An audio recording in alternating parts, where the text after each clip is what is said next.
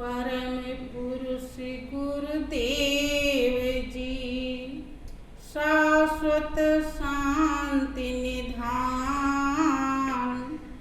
बार बार दंडवत करूं सकल सुखों की खान। एकम नित्यम विमल अचलम, सर्वधि साक्षी भूतम, भावातीतम त्रिगुण रहितम सतगुरु त्वां।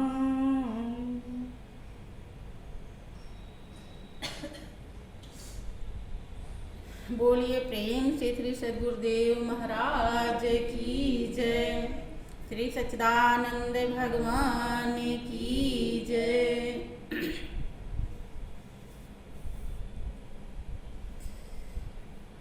प्रिय बहनों, महाप्रभु की असीम दया दृष्टि से हम जीवों को सत्संग का अवसर मिला है। सत्संग एक ऐसी पावन गंगा है जिसने सत्संग को हृदय में धारण किया, वो हमेशा के लिए जन्म जन्मांतर के पाप दोषों को धो डालता है। लेकिन सत्संग हर किसी के हृदय में उतरता बड़े मुश्किल से। कोई बिरले भाग्यशाली माँ का लाल होता है इस दुनिया में अनोखा, जो सत्संग की गहराई को हृदय में सब कुछ मिटा करके धारण कर लेता है। किसी ने कहा कि गर अभिमान मिटाना कठिन है तो प्रियतम को पाना कठिन है। कुछ न कुछ अभिमान हर किसी के अंदर रहता है। इसीलिए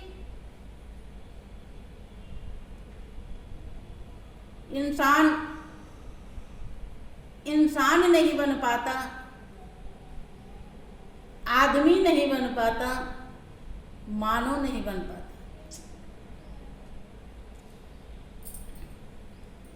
आदमी के रूप में, मानव के रूप में वो कुछ और रहता है, क्योंकि महापुरुषों के हिसाब से वही मानव है जिसने दया धर्म अपनाया, जिसने जीवन की वास्तविकता को समझी, उसने अपना तो उद्धार किया ही किया, औरों का भी भलाई कर दिया, औरों का भी कल्याण कर दिया है। देखिए, हम सभी लोग तो मनुष्य का जीवन पाए हैं। अच्छे कुल खानदान में प्रभु ने जन्म दिया, सब व्यवस्थाएं प्रदान की है। गुरु महाराज जी भी जीवन के सच्चे पथ पर हम कैसे अग्रसर हों, सब प्रकार के दांव पेच दर्शाते रहते हैं। फिर भी हम अपने अंदर जो खास जरूरी है, जिसकी रोक लगने पर हमारी मंजिल आगे बढ़ती है, हम उसे रोक नहीं पाते। और जब तक ऐसा नहीं करेंगे भलाई नहीं हो पाएगी। अपनी भलाई में भी रुकावट आएगी और दूसरे की हम कैसे कर पाएंगे। देखें, आप सभी लोग बहुत बार सुने होंगे कि वो जटायु गिद्ध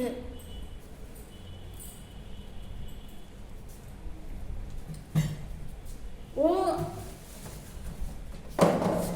एक मांसाहारी पक्षी है। उसने कितना बड़ा परमार्थ परहित किया, गौर करें। लेकिन हम मनुष्य होकर भी सारा सौभाग्य मालिक ने प्रदान किया कि फूल भी है सही, वृक्ष भी है सही, डालियां भी सही, पत्तियां भी सही, फिर भी आनंद के फल लग न सके। ऐसे ऋतुपत के आने से क्या फायदा। हमें मनुष्य की जिंदगी भी मिली,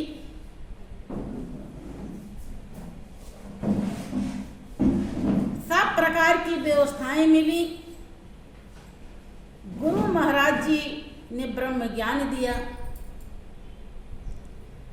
अगर उस रास्ते पर हम चल न सके तो जिस आनंद शांति सुख की हमें जरूरत है, जिसके लिए हमारी आत्मा जन्म जन्मांतर से प्यासी है, उससे हम वंचित रह जाते हैं। बहनों, अभी तक बहुत देखने में ऐसा लगता है कि हमारे बहुत भाई बहन ज्ञान ध्यान को एक खिलौना समझते हैं, खिलवाड़ समझते हैं, और खिलवाड़ समझने के कारण ही उनकी जिंदगी खिलवाड़ बन जाती है और बन रही है। क्योंकि ज्ञान ही आपके जीवन का सार है। स्वयं की पहचान हो जाना ही और पहचान के प्रेम लगा लेना अपने से, यही जीवन का ध्येय और लक्ष्य है। मनुष्य जीवन केवल केवल केवल इसीलिए मिला। आप लोगों को इतना बड़ा जो अनमोल खजाना मिला है, उसके लिए हृदय रूपी झोली को खाली करना पड़ेगा। बहनों, उसमें जो जन्म जन्मांतर से उल्टे सीधे ईंट पत्थर कांटे भरे हैं, उसे फेंकना पड़ेगा, निकालना पड़ेगा, अर्थात अपने पराये की पहचान करनी पड़ेगी। जब तक आप ये नहीं समझ पाओगे कि यही मेरा है और सब दिखावा है, सब धोखा है, तब तक ये हृदय में समाने वाला नहीं। चाहे अपने हृदय से पूछ लीजिए। आप सोचें कि हम संसार में रमते रहें और प्रभु में भी रम जाएं, तो एक म्यान में दो तलवार न कभी रही है और न रही। बहनों, देखो, वो जटायु गिद्ध है, कितना बड़ा ज्ञानी है,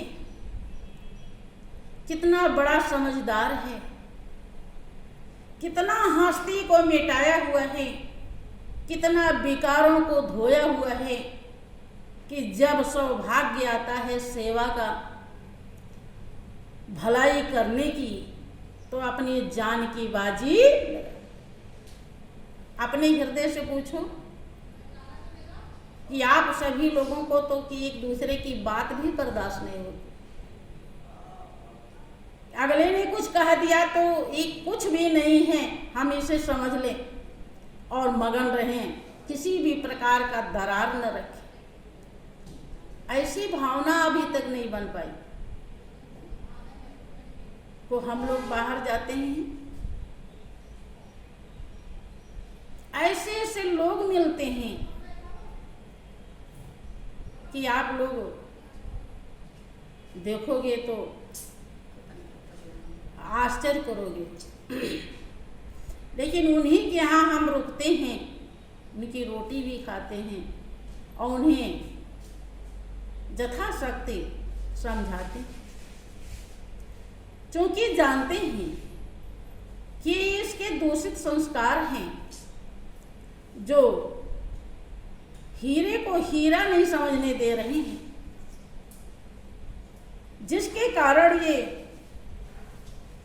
इतना अबोध बना हुआ है, अपना नुकसान कर रहा है। उसको नुकसान न हो, उसकी वास्तविकता उसे मिल जाए, इसलिए पूरा प्रयास करते। दिल इसलिए खुश रहता है कि हम सच्चे पथ पे चल रहे हैं और मालिक सब तरफ से देख रहा है। अगला कोई क्या समझेगा, हम इसकी परवाह नहीं करते। सुने भी रहते हैं कि वो ऐसे बोलता है, वो ऐसे कहता है, वो ऐसे होता है, फिर भी हम उस पर ध्यान नहीं। हम अपने कर्तव्य पर, जिसके लिए मालिक ने इस दुनिया में भेजा है। हर एक प्रेमी भक्त को इसी तरीके से अनुसरण करना चाहिए, जहां तक बन सके। जितना नहीं बन सकता वो तो क्या करेगा, लेकिन जितना बन सकता है उसे अपने दिल को साफ करना चाहिए।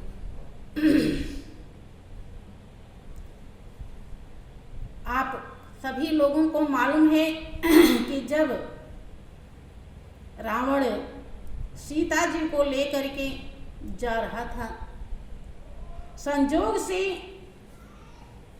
उसी रास्ते से निकल रहा था जहां पर वो गिद्ध जटायु बैठा हुआ। जब उसकी नजर पड़ती है तो तुरंत समझ जाता है कि ये तो सीता जी हैं, देवी हैं, भगवान राम की अर्धांगिनी हैं, और ये अहंकारी दुष्ट जिसके हृदय में पाप सवार हो गया है, अब इसका विनाश होने जा रहा है और ये लेकर जा रहा है। वो आव ताव नहीं देखता कि ये कहाँ और मैं कहाँ, तुरंत लड़ने के लिए तैयार हो जाता है। और ऐसा जिक्र आता है कि उसने ऐसी लड़ाई लड़ी, इतना चोंच मारी कि एक बार रावण मूर्छित हो गया, जिसके चलने से धरती हिलती थी, जिसके एक नजर देखने से देवता थर्राते। सभी 33 करोड़ देवी देवता जिसके बस में है। कब ये सफलता कब मिली? जब उसके हृदय में परमार्थ की बुलंद चाह, हौसला बुलंद है तो मंजिल कदम चूमती है। रावण जब मूर्छा से होश में आता है तब तलवार से उसके पंख को काट देता है। पक्षी का पंख ही सब कुछ होता है। पंख जब कट गया तो जटायु धरती पे देखो, हमारी भावना, हमारा भाव ही उस आंतरिक जगत में ले जाता है, जहां जाने के बाद हमारी आत्मा संतुष्ट होती है, प्यास बुझती है। आप इसीलिए सुने होंगे कि परमात्मा भाव का भूखा है, और भाव के यद्यपि सभी भूखे होते हैं, ज्यादातर भाव उसके अंदर है कि प्रभु का दर्शन हो जाता तब प्राण निकलता तो ज्यादा अच्छा था। देखो, जिसके हृदय में परमार्थ होता है उसकी भावना को मालिक किस तरह से पूरा करता है, इससे आप सबक लीजिए। कि कर सरोज सिर पर स्यो कृपा सिंधु रघुबीर, और निरख राम छवि धाम मुख विगत भई सब पीर। भगवान राम आ जाते हैं, लक्ष्मण भी हैं। देखते हैं कि जटायु घायल पड़ा हुआ है, अंतिम श्वास गिर रहा है। उसके सिर पर हाथ फेरते हैं। देखो कि जिनके चरण सरोरुह लागी, करत विविध जप जोग विरागी। जिनके कमलवत चरण धूल के लिए ज्ञानी, बैरागी, साधु, महात्मा तमाम प्रकार के यत्न करते हैं, वही भगवान राम गीध के सिर पर हाथ फेर रहे हैं। कब? कितना बड़ा कर्तव्य किया होगा, ध्यान दीजिए। लोग जन्म बीत जाता है, दर्शन नहीं पाते, और उसके सिर पे हाथ फेर रहे हैं।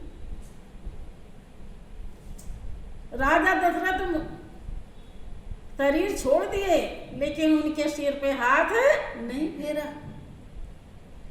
देखो, जब हम ऐसा बुलंद भाव रखते हैं तब निखार आती है जिंदगी में, भाइयों बहनों। और सारा दर्द जो था, दर्द हो रहा था, हाथ फेरते ही वो दर्द दूर हो जाता है। कि तब कह गीध वचन धरी धीरा, और सुनहु राम भांजन भव भीरा। नाथ दशानन यह गति कीनी, और तेहि खल जनक सुता हरि लीनी। ले दक्षिण दिशि गयो गोसाई, और बिलपति अति कुर री की नाई।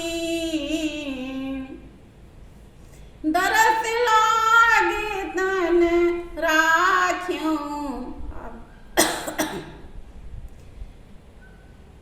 कहते हैं कि हे प्रभु,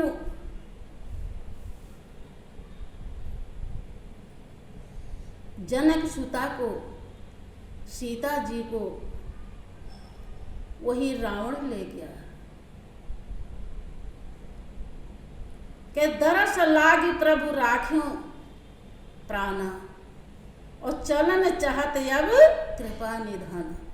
हे प्रभु, दर्शन के लिए इस प्राण को शरीर से निकाला नहीं। देखो इसका मतलब क्या है कि जब चाहे तब निकालते। कब आया ऐसा सामर्थ्य?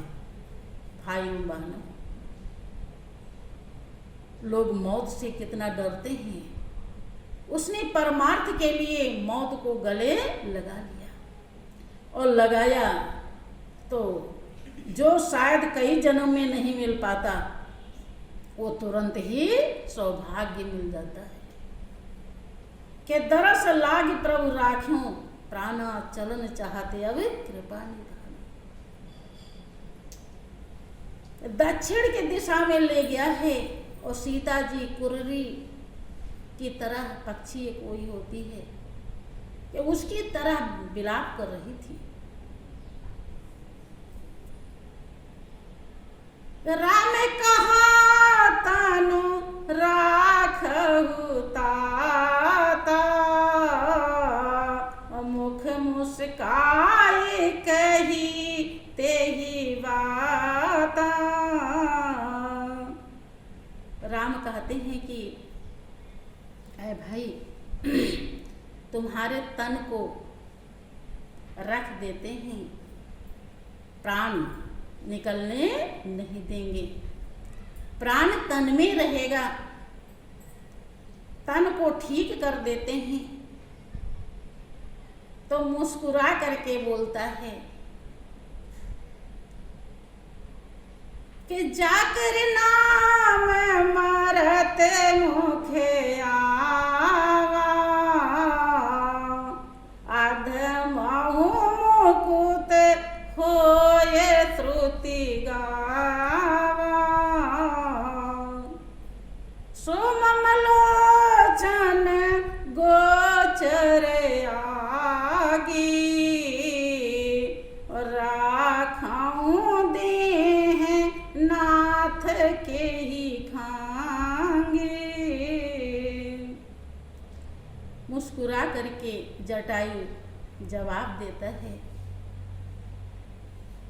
कि हे नाथ,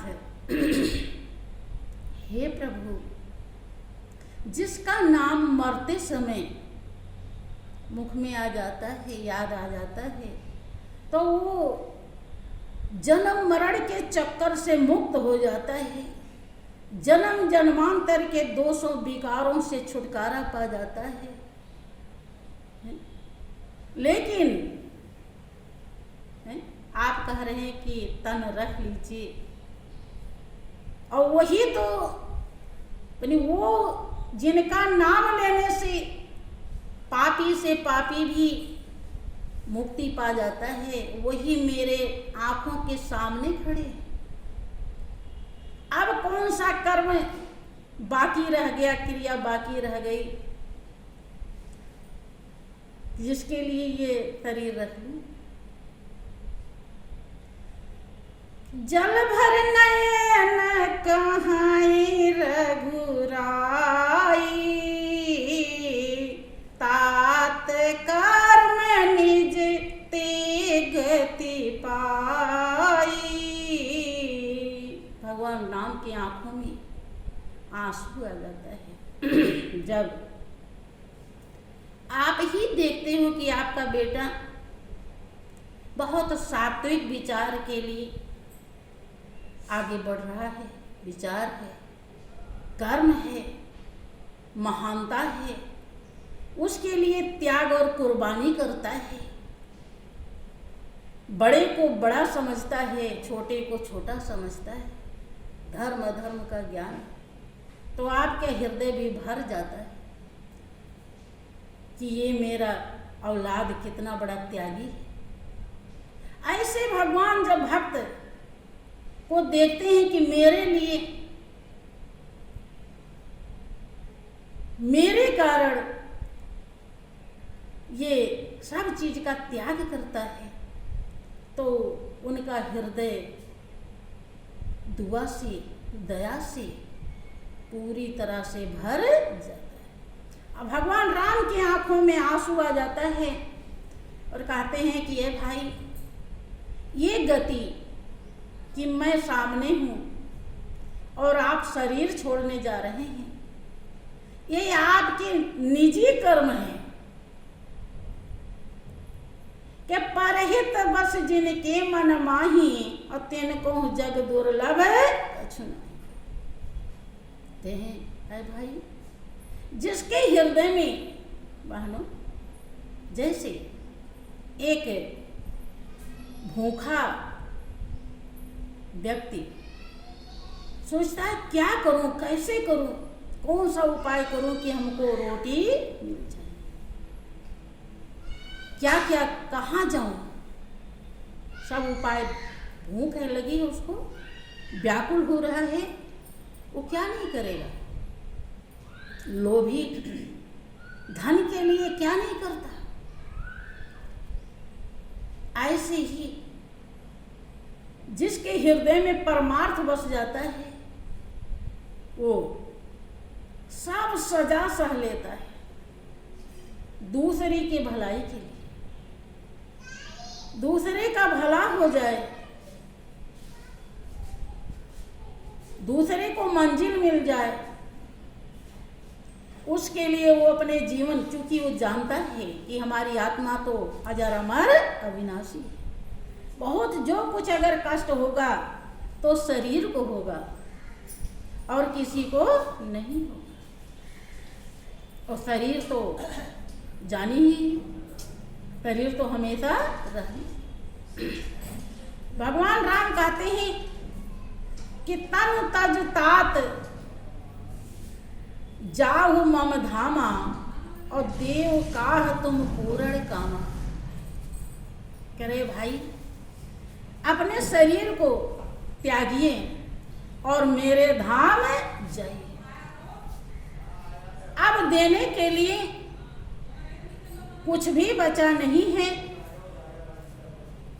आपको, आप तो सब कुछ पा गए कि जिसके लिए ऋषि मुनि जन्म जन्म यत्न करते हैं, उससे बड़ा सौभाग्य आपको मिला। हम सामने खड़े हैं कि देने के लिए कुछ भी बाकी नहीं, आप तो पूर्ण काम है।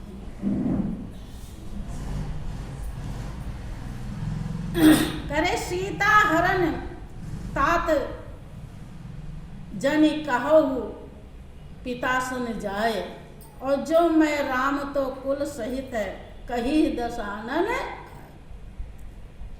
के सीता का हरण हो गया। आए भाई, तुम पिता दशरथ जी से ये मत बताना अगर मैं राम हूं तो कुल सहित दशानन रावण ही जाके बताएंगे, आप मत कुछ कहना।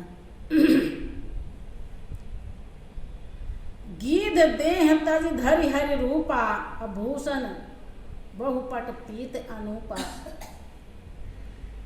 श्याम गात भुजा विशाल भुजचारी, अस्तुति करत नयन भरी बारी।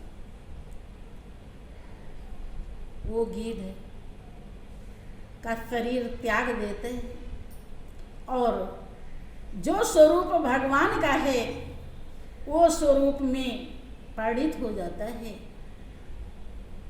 अबिरल भगत मागी बर, गीध गयो हरिधाम। और तेहि की क्रिया यथोचित, निज कर कीन्ही राम। कोमल चित यति दीन दयाला, कारण बिन रघुनाथ कृपाला। गिध अधम खग आमिष भोगी, और गति दीन्ही जो जाचत जोगी। सुनहु माते लोग भागी, हरि तज होहि विषय अनु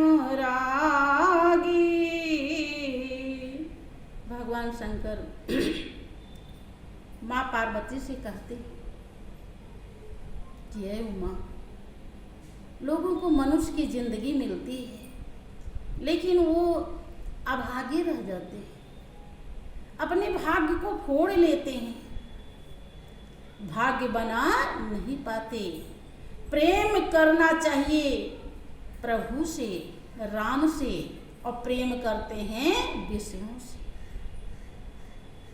इसलिए उन्हें मंजिल मिलती नहीं है, उन्हें वो शांति नहीं मिलती, वो चैन नहीं मिलता, वो आनंद नहीं मिलता जिसके लिए इस दुनिया में भेजे गए।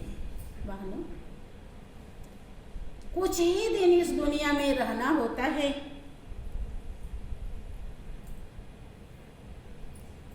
ज्यादा नहीं। हम कुछ ही दिन के मेहमान हैं। गौर करें, हर कोई जानता है कि जीवन से ज्यादा यहाँ किसी को नहीं रहना, लेकिन फिर भी वही छल कपट ईर्ष्या द्वेष भरा हुआ है। देखो, बाहर से किसी को समझाना, किसी को सही रास्ता दिखाना कोई गलत बात नहीं है। वही बात एक भलाई के लिए कही जाती है और वही बात ईर्ष्या द्वेष से कही जाती है। जब हम भलाई के लिए कहते हैं तो हमारी आत्मा खुश रहती है, क्योंकि हमसे किसी भी प्रकार का गलती नहीं होगा, हमारा बुरा नहीं होगा, उसने भलाई को भलाई समझा नहीं, वो जाने